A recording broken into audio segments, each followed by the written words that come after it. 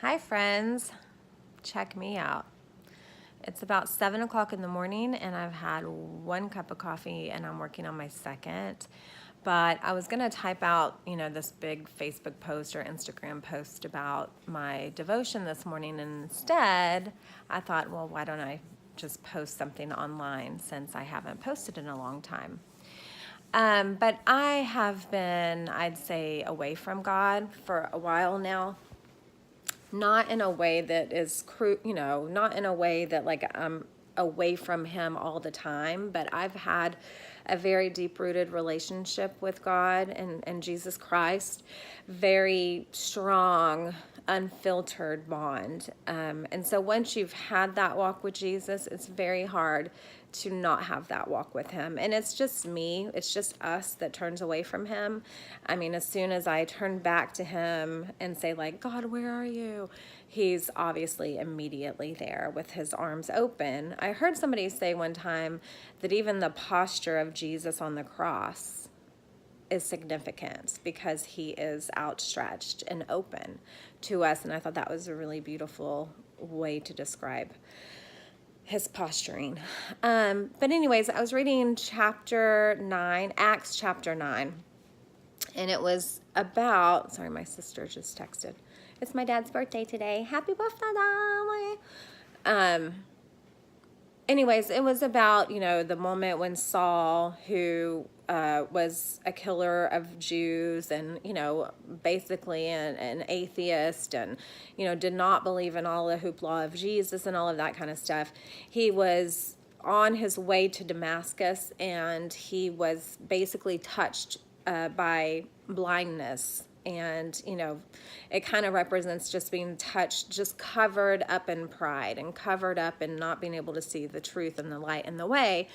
And so it was very important when Saul changes to then Paul, when his scales drop from his eyes, because if God can use Paul or Saul, previously Saul, to spread the gospel, then it is like a miracle to everyone around him.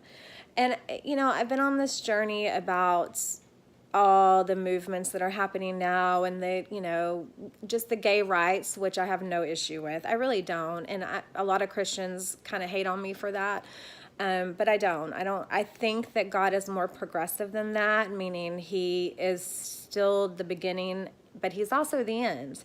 He is the Alpha and he's also the Omega. So it's not like he didn't see any of this coming, and it's not like he is rejecting his people that he's created and put hearts in and, loved on. And, I just kind of look at it like we are all searching for something. We are all not whole. There's so many things I do behind closed doors that nobody knows. You know what I mean? Like things that I battle with personally. And so it just has me feeling very compassionate towards homosexuality, towards, anybody, any men, pastors that, have a porn addiction. I mean, God only knows what's really going on with people, right? So anyways, in the chapter, it talks about how the first thing Christians did, the first thing Jesus' followers did was reject him.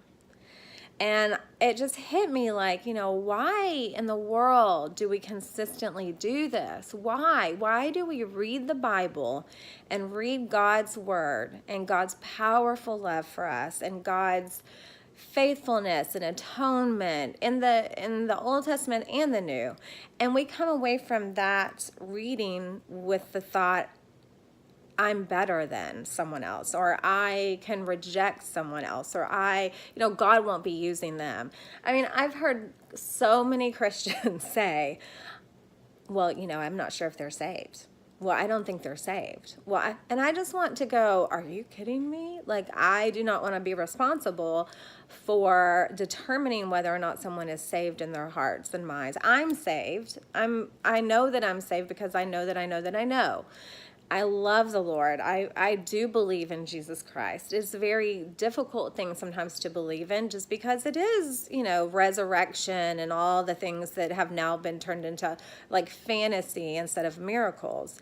But, that doesn't mean that I don't wrestle with belief, or wrestle with truth, or wrestle with,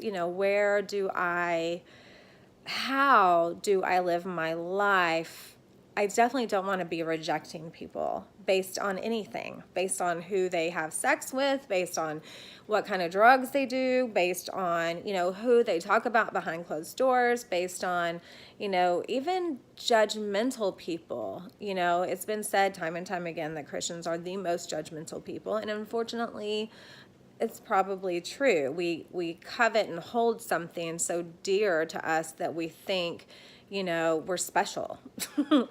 And though it does say that when you are saved, you're sanctified, you're set aside, is what that means. Sanctified, sainthood means that you're set aside.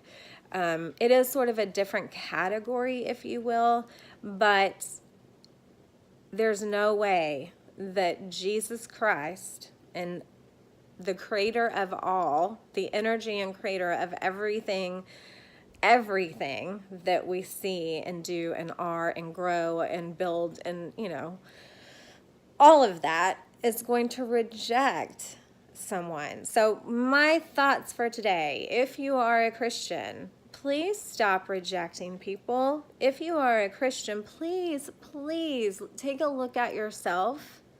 If there's some sort of problem that you have with homosexuality or with, drug addiction, I'm trying to think of all this stuff that humans do, which is like forever a list. But if you have some issue with someone, turn that issue around and look at yourself and say, where can I find this issue in myself? Let's not reject somebody outside of ourselves. Let's turn that puppy around and say, okay, Lord, why am I rejecting these people? Why do I feel so much hate towards these people? Why do I,